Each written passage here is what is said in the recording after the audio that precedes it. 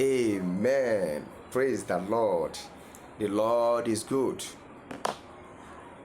A dúpẹ́ lọ́wọ́ Ọlọ́run fún oore ọ̀fẹ́ tá a tún rí gbà lẹ́ẹ̀kan sí. Mo gbàdúrà fún yín pé bí ẹ ti ń gbọ́ mi lórúkọ Jésù ẹ ó máa ráàánú gbà, ìrànlọ́wọ́ á dìde fún yín, ẹ ò ní ṣaláìní. Jésù Olúwa wa, àmín. Orúkọ mi ni Prophet Olúmídé Kúmúyì, tá wá láti ìjọ Take Back Your Glory Miracle Ministry ní Adépọ̀jù Street number 15 ní off Oríọlá ní Alápẹ̀rẹ̀ Kétu nílùú Èkó wa ń bí. Ẹ jẹ́ ká gbàdúrà. Ọlọ́run gbọ́ ọpẹ́ wa, ẹ̀mí mímọ́ gbà yín wa, káràánú gbà, ó ti rí bẹ́ẹ̀. Jésù Olúwa wa, àmín. Mò ń sọ̀rọ̀ nípa nígbà tí ọfà bá ń ṣiṣẹ́, apá keje. Nígbà tí ọfà bá ń ṣe, àwa tá a bá tí gbọ́, ẹ máa follow wa, kẹ́dẹ̀ máa subscribe, ẹ share program yìí. Nígbà tí ọfà bá ń ṣiṣẹ́, Ọlọ́run rán mi láti bá ọ sọ, ó rán mi sí gbogbo ayé fún àwọn àṣírí tí mò ń tú fún ẹ. Nígbà tí ọfà bá ń ṣiṣẹ́, ọ̀pọ̀lọpọ̀ ló jẹ́ pé ṣe ló ń fi oògùn ẹ̀tẹ̀ pa làpálàpá, wọ́n dẹ̀ ń fògùn làpálàpá ta ẹ̀tẹ̀ kò sì lè ṣiṣẹ́ rárá. Nígbà tí ọfà bá ń ṣiṣẹ́, apá keje, àwọn ìrírí kan wà tó máa rí tó máa fò pé ọfà leléyìí o. Eléyìí ń ṣe ohun tí ènìyàn ń lo oògùn òyìnbó tàbí oògùn ìbílẹ̀ sí pé ọfà leléyìí tó dẹ̀ máa bẹ̀rẹ̀ àdúrà, àwẹ̀ àti ìtọ́ni. Àwọn tó máa ń pa ọfà nìyẹn, tàbí kó rí wa ká lè tọ́ ọ sọ́nà. Apá keje là ń sọ̀rọ̀ lórí rẹ̀. Ìrírí tẹ́nìyàn tó máa rí òun ni mo pè ní ìpinnu Sátánì, satanic decision.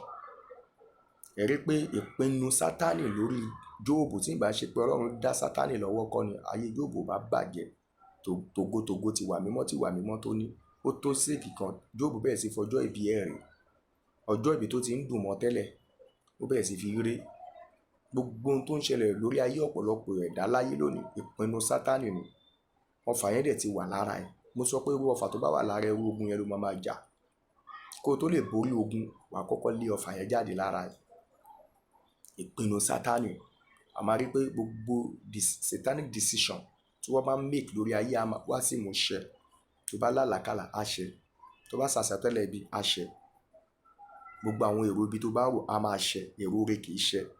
Ọfà yẹn wà lára ẹ̀. O nílò kó gbàdúrà kó fà yẹn jáde. Èmi náà tó tún máa rí òun ní orúkọ búburú, bad name. Ẹ rí pé ọ̀dọ́mọkùnrin tí a pè ní Jábésì, orúkọ burúkú tí ìyá ẹ̀ fún ló jẹ́ kó máa gbégbé ayé burúkú, ló jẹ́ kó máa rí ìgbé ayé tí ò lógo. Ìyàfìgbà t'Ọlọ́run bá májẹ̀mú yẹn jẹ́ tó fà yẹn jáde nínú ayé ẹ̀, ó gbàdúrà.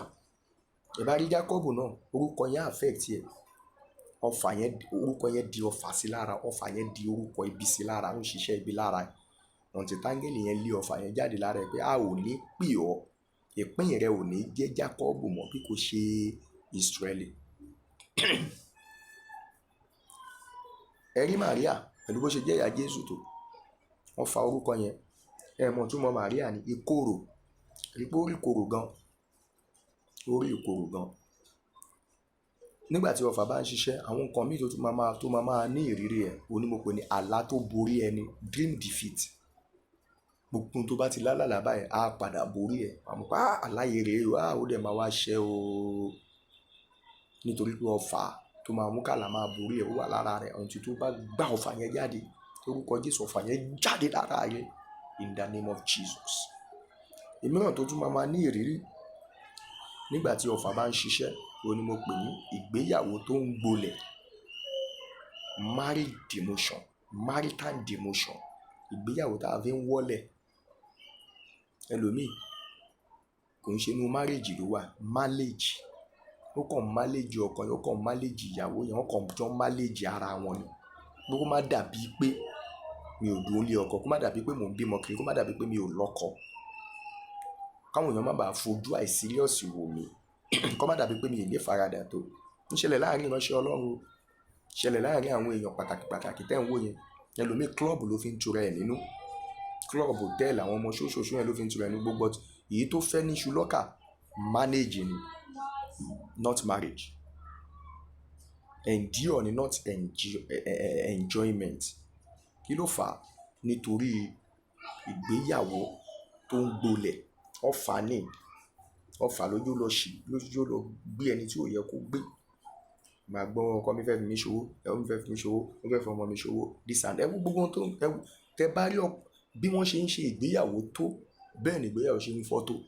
Ọjọ́ tí mo kọ́kọ́ dé ibi tí wọ́n ti ń court wedding, ní sáìdì kìíní mo lọ bọ́ ọmọ mi kan ṣe ají lọ ń dájí èrò ojoojúmọ́ ní bó ṣe ń wáyé lójoojúmọ́ nìyẹn ni tẹ́ ẹ bá dẹ̀ gbọ́ ní ìròyìn kókó ní ìwé ìròyìn Bond FM kìíní kan 10 kìíní kan ẹ bá gbọ́ náà ìgbéyàwó ń fọ́ náà ni kí ló fà ọ̀fà ni àwọn ọ̀fà tí èṣù ti rán láti ìgbà Ádámù ń ṣiṣẹ́ ìgbéyàwó rẹ̀ ò ní túká tó bá ní ìgbéyàwó tó túká ọ̀run máa tú ìgbéyàwó yẹn tó lórúkọ Jésù ò ní ṣìgbé lọ́kọ̀ọ̀run ò ní ṣìgbé lóbìnrin àwọn ọmọ rẹ̀ ò ní ṣìgbé ọmọ tiwa náà ò ní ṣìgbé lórúkọ Jésù nígbà tí ọ̀fà bá ń ṣiṣẹ́ ètò ibi tá a ṣe láti ọwọ́ òbí even parental attack through polygamy ètò ibi tá a ṣe látọwọ́ òbí even parental design